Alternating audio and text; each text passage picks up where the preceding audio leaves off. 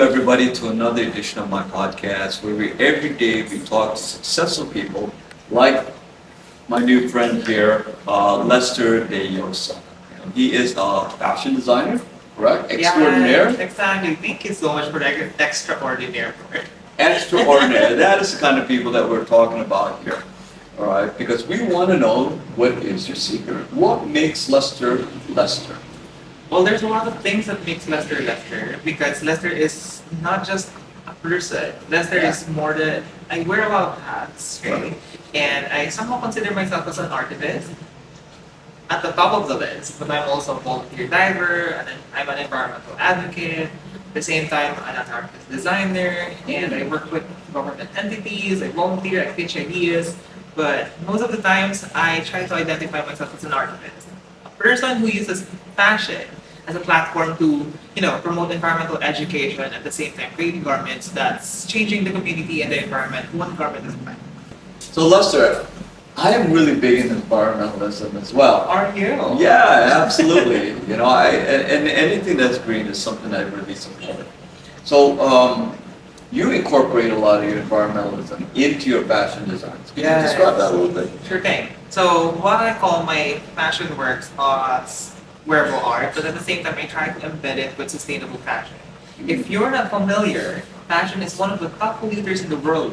I heard about that. Yeah, it is actually. Fast fashion and retail is not helping the world in any way at all. So, but there is a space wherein us, the community, the people, and fashion designers can adapt to sustainable fashion and practice it. So what we usually make at CICCADA and with our partners is that we work on dead stock fabric, ukay, thrifted items, and we try to upcycle and recycle them. And put a loop on the process so it won't end up in landfills, in the trash, in waterways, or in the ocean. Because if we let those end up in landfills or in any part of the environment, it's pretty much like plastic. It releases microfibers that are sometimes plastic as well. But at the end of the day, it's also polluting the oceans. Parts of it are being eaten by marine animals that we also consume at the end of the day. So it's very important that we connect the loop together, and I'm very happy that I'm putting a solution with the idea of fashion at hand. Since everybody wears clothes like we are right now, and everyone who wears clothes right there has a place to, be part of the solution. It's really funny. Just like a little side story.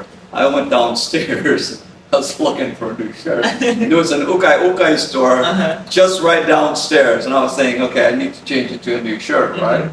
And I'm looking around, I'm trying to look for a shirt there, so I just thought that was really interesting that there's that circular kind of circular process. Yeah, like a circular process where people's clothes from around the world, especially maybe from the United States, actually end up here in the Philippines.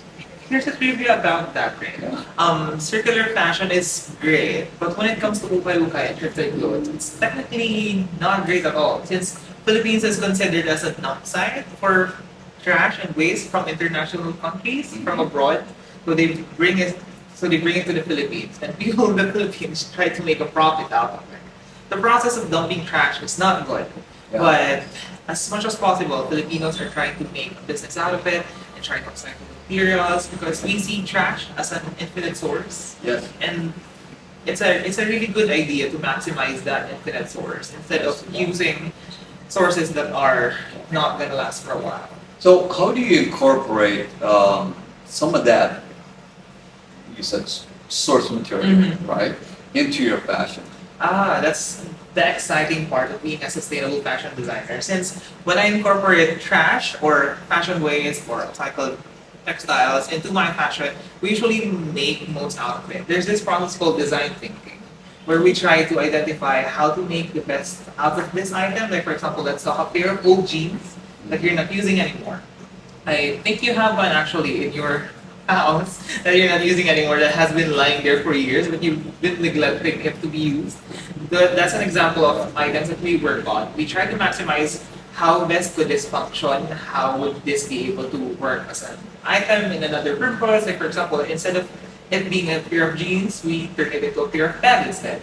We turn it into a pair of a new pair of jacket. Oh, I see. So you cut it up, actually. Yeah, we cut it up. It's an adventure It's an engineering and architectural adventure since we try to maximize all the pieces together and try not to waste most of it since we try to practice zero waste processes. So when you say we, it's more than just you. Yes, So exactly. you have a small team? Yeah, a small team. And I'm really happy, and I would brag this to everyone who's watching this, that my team is a team of volunteers. Wow. They're a group of people who willingly join me with the movement and help me out on creating garments, creating designs, because they too want to help the environment. And I think you want to do as well. You know, and so that's kind of like in line. If these people are volunteering in your shop, there has to be a form of passion. Exactly. Right? So they're passionate in maybe saving the environment, or maybe fashion. What's your passion? My passion is both saving the environment through fashion. I love that idea. And is it profitable? It is, exactly. There's a lot of ways to go around the advocacy, and there are ways to make it profitable as well. Like for example, if you want to go nonprofit, you can just pursue the advocacy, create civic engagement. But for a small business to really flourish and at the same time create impact in the society, you really need profit to make everything sustainable. So that's what's happening with CICCADA. So we're doing a lot of things focused on profit, but at the same time helping the community. So do you consider yourself successful? Of course I do, Ray. Yeah, because everybody has a certain degree of feeling of what level of success they are, right? Even someone who's very successful sometimes don't consider themselves successful. Yeah, there are guys. Yeah, and I've noticed them, and I spoke to them, and I said, "Do you feel yourself that you're successful?" And they said, "No, not yet." But yet, if you see from the outside, looking in at their lives, they've achieved some level of success, right? Exactly. So, what do you consider your 5 or 10-year goals from there? First, I'd like to elaborate more on why I identify myself as successful. I never saw myself achieving success when I was a budding designer and an artist because there was always this connotation that there's no money in art and not a lot of people put value and money in it. But I realized that if you really follow your passion and if you continuously put it there and follow that path, there will be money on it. You just need to find the right group of people who support you and identify you as valuable in the market. I first felt successful when I realized that I don't need to follow what's happening in the herd community of the society and that I can go on my own way. And I felt that it was a successful decision and path when I was able to follow my art path and decide that I want to be a designer. I want to do this and not follow what the society is telling me to do. And go out of the herd. I mean, I have to admit, you look pretty young. I am. All right, people call me Kuya Ray only because I am at a certain age, but you're pretty young, right? So I'm assuming you're between 20 and 30. And for you to have found your passion at such a young age, I think that is phenomenal. Because there's so many people out there, they're in their 40s, they're even in their 50s, and they are struggling to find their passion. At what age did you realize that you are meant to do what you're doing right now? I somehow forgot because I stopped counting my age.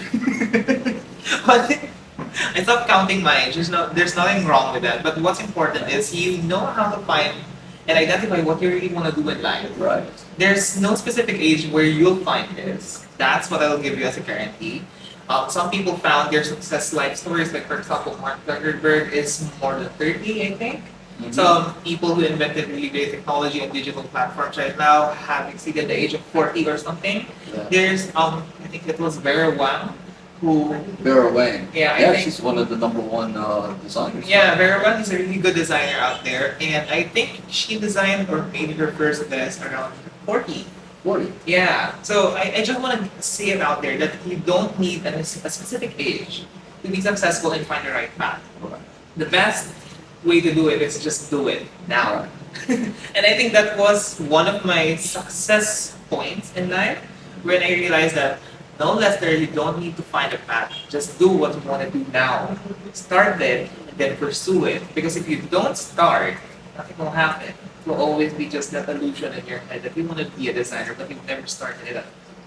Yeah, you know what? That's really powerful because I remember just reading or listening to something on Facebook in which I think it was someone like Tony Robbins said that you don't want to think of your long-term goals. In fact, you just want to focus on your actions.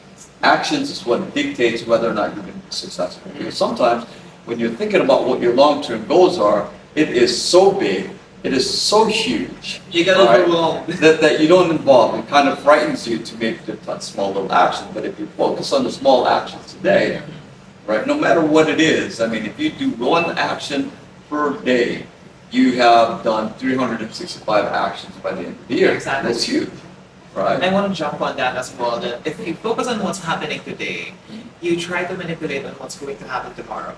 Because Yeah.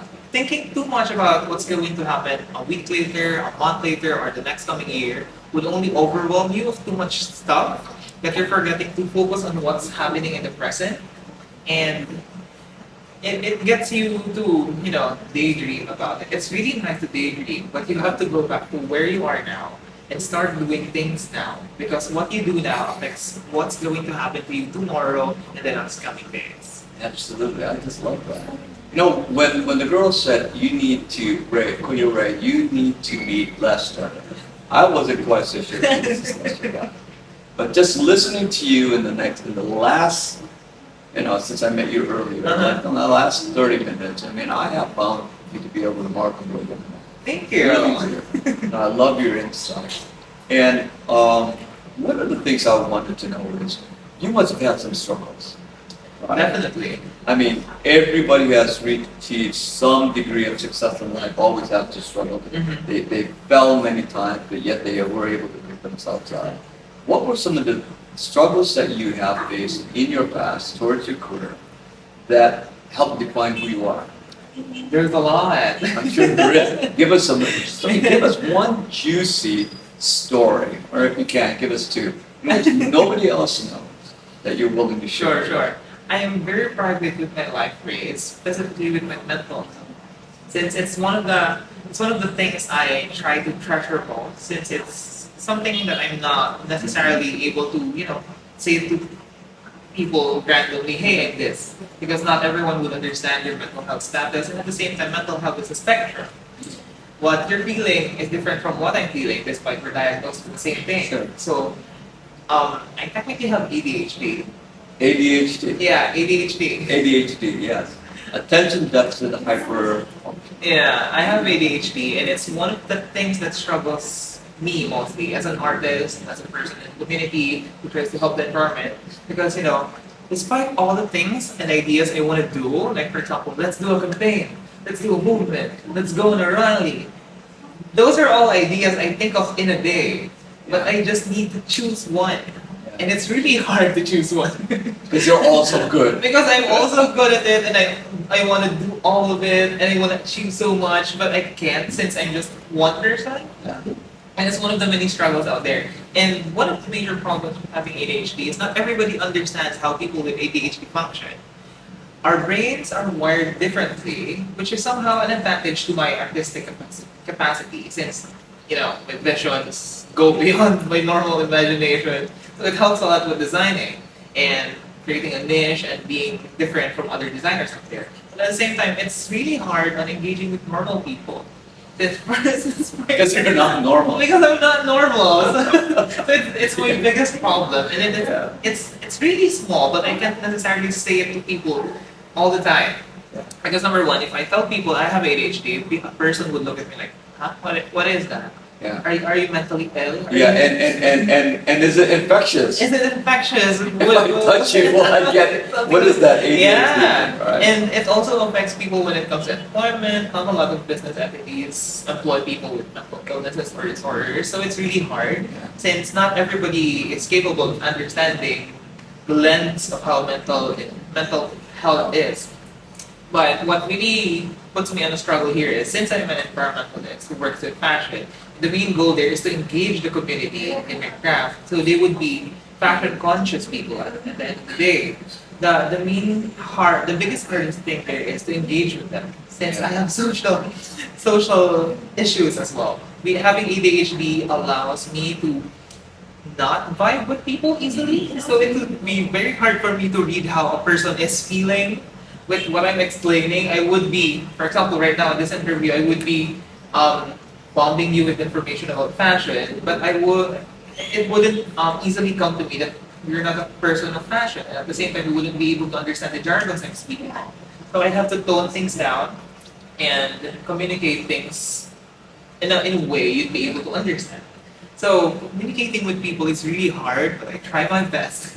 And sometimes I use my art Yeah. as a communication platform to talk to people. About ADHD. Not necessarily ADHD, but mostly with the brand, with fashion, with sustainability, and environmentalism. So for people who don't totally understand ADHD, how does that impact how you work and how you think and how you interact with people? It impacts my work and everything I do in my life a lot because I have to, tame myself and control myself and how I behave, how I would be approaching a specific person. If I know this person isn't much of a person who knows a lot about mental health stuff, I'll try to shy away from it and focus on what's more important. And let's say we're working on a project together and I'm somehow behaving more positive than how you normally are. And I try to see things as more possible. Like for example, let's do this garment. I know it's possible. But that person who's been working on similar garments, no it's not. It's gonna be hard. I have to put that vision on that person that it's possible. Anything is possible as long as we put our hearts into it. Things like that. So it takes a lot of patience and understanding for most people to work with me. And at the same time, for a community to work with me since my visions does not always align with them. Yeah. But me bringing them understanding and letting them understand where my vision really lies and how it's going to benefit the community and then at the end of the day, it's the best. I have to say, it's like, there's a secret I need to say too. All right? I have a little bit of an ADHD. Uh-huh. I really do. Mm-hmm. I think my brain is not wired so that it's normal. This is something my crew should know. Okay? So it's like almost like an advanced apology. Yeah. I think in so many layers and so many different levels. Mm-hmm. Right, and it's constantly working, to a point where sometimes I feel like I procrastinate, okay, because there's so much to do, and then when I have to do a specific task, I could do a task in like 5 minutes. Exactly. Right. I can do a whole month of tasks in 1 week. Yeah, same thing with me. But at that point, from then on, you're procrastinating because there's so much things that you need to do. And you get overwhelmed and you get stuck Yeah. and then you suffer. Yeah, it's like I want to go diving, I want to save the environment, I want to save this, I want to do that, I want to do so many things I want to do. Yeah. Right, so that impacts my life, and I'm sure it impacts yours. Could you share us some life lessons that you have in regards to how you were able to be successful? If someone were to say, what is your life motto? What is the biggest lesson that you can impart from someone? My life motto was already said earlier. I always go by with anything is possible. I'm love that that. optimistic. You're that optimistic. Yeah, I'm that right? optimistic. I try to go beyond barriers and even beyond imagination that anything is possible. Yeah. I started as an artist Yeah. way back in college. An artist, what medium? Already in fashion, I worked with jewelry, wires, a lot of semi-precious stones and synthetic stones. Real quick, did you Yeah, do I that? made this. Is that your own? Yes, Is of that course. your- This is made from CICCADA. This is made of shells, Yeah. metal alloy, upcycled metal alloy, and mother of pearl shells. Very nice. Thank you. It's like almost like a choker. So It is a choker, but more fancier. Yeah. Something you can wear at the beach, not at the bed. Yeah, and if you want it, you could always order from online. Right? Yeah, exactly. This choker was actually used in a recent campaign I did for Infra. Really? Yeah, it's from a project called Sirenas sa Sayong. Yeah. Translated in Mermaid in Sayong. It's a recent project that's all about a mermaid coming to the land, talking about trash, since all of the trash have been going to the ocean. Oh my Yeah, God, I think that is so powerful. It is. It has been receiving a lot of engagement and a lot of praise recently. Yeah. And we've been traveling to schools for the past few weeks already, just this year, sharing the story of the mermaid who's been bothered with the trash in the ocean. And we've been teaching kids how to maximize trash and upcycle them into something better. I gotta tell you a story. Many years ago, I was having a big boat being built on a small island village, right, in Cartagena. And I had one of my painters, paint the boat. And when he was done, he painted the boat, took the paintbrush, and he lobbed it right into the ocean, and I got so pissed off at him. I said, hold on a second. What do you eat? Fish. Where do your fish live? In the ocean. Right? So why are you throwing your basura into the ocean? And I ordered them to go there, pick it up, or I wasn't going to pay for the day. Right? That was somehow a threat, but at the same time, very environmentally conscious. Exactly. Because it's a very, paint is a heavy metal, it's very toxic, and it just goes everywhere. So paint has lead, it's very poisonous to marine animals. Yeah. And so I think there's a lot of education, and I think that's what I really love about some of your fashion, being able to upcycle and reuse old clothing, right? And also to be able to use parts of the trash and incorporate it into your jewelry. Exactly. I want to share you a story of a recent project I also did last year. Since you were mentioning about trash turning into fashion, Treasure. Trash to treasure. Trash to treasure. I was receiving a lot of chats. If we receive parcel packs, you're familiar with online shopping bags, the single-use plastic packaging. A lot of people have been sending me chats. Lester, are you accepting this because I can't use this? I don't want to dispose them in the garbage. Are you trying to use this as part of your fashion or anything? I'm like, yeah, send it over. So I did something, I got a lot of file, and I told them specifically, can you send me a lot of orange packs? I need the orange mostly. So what I did about it is I made a bag out of single-use plastic bags. Wow. Yeah, so I have it online. If you check my Instagram at It's Lesta, it's posted there, and it's technically a backpack, a functional backpack that can carry around a kilo of stuff inside it that's made of parcel bags, and it looks really nice. After posting it online, I got a number of messages. They were like, Lester, is this for sale? I want one. And I'm like, so this is a potential production in the next coming months. So let's see. So do you have like an online store? Do you also have a physical store? We don't have a physical store since we work mostly in the cloud, but we have an online store, specifically a page where you can just visit us at CICCADA.official on Facebook and Instagram. And then you can find all of our current projects, current campaigns, and at the same time the products like this choker necklace I'm wearing right now, they're in the page. So how do you spell that? CICCADA? CICCADA is spelled as CICCADA, like the insect. That's right. Well, and if anybody is watching or hearing, and if you want more information, we'll have a link on our podcast and as well as on our YouTube channel. Right. And real quick, if you were to say in 5 years or 10 years, this is who I want to become. Right. This is my ultimate goal in my life. Right. What do you think that would be? That's technically a dream. I recently, not a dream, but a vision I've been going back and forth recently. This January, I was trying to assess CICCADA's performance for the past 3 years since we started last 2019. Very unfortunate timing since the pandemic came.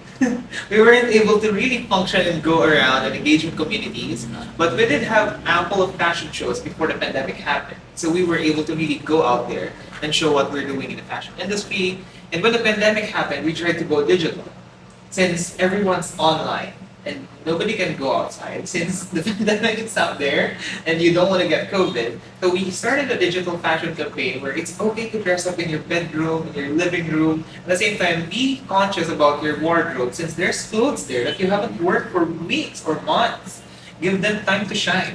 You know what? I actually went to my sister's closet one day to try to look for something, and she has some clothes that still have the sticker and the label on it. Exactly. Hanging. And I'm like, why in the world did you even buy this if you never even have had a chance to wear it? Yeah, so we did that, and then after the whole digital campaign boomed, then I was able to gather around 20 ambassadors, sustainable fashion ambassadors, who helped me create online content to follow the Gen X campaign. Then afterwards, we started promoting everything to more sustainability practices involving people in our workshops, even inviting people out in the ocean to understand why we're doing it for the environment.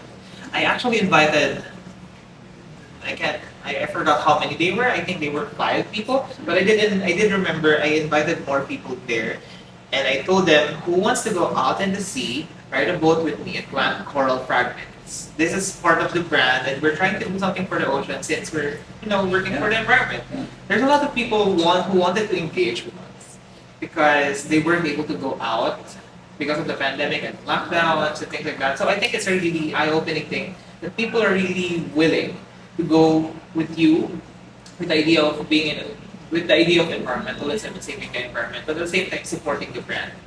With all those things happening, I realized that there's so much things I've been doing, and I wanna up it up. You want to up it? Yeah, I wanna up it up, like upgrade what CICCADA has been doing. And this year, we're planning, just for this year, we're planning on starting more workshops where we're going to be immersing people on how to create their own garments. Like for example, create your own tote bag out of an upcycled pair of jeans. We're planning on doing that. So we're going to invite people to bring their own old pair of jeans, and then we're going to dissect the whole thing during the day, and then turn it into a tote bag after the day, and they can use it on their own.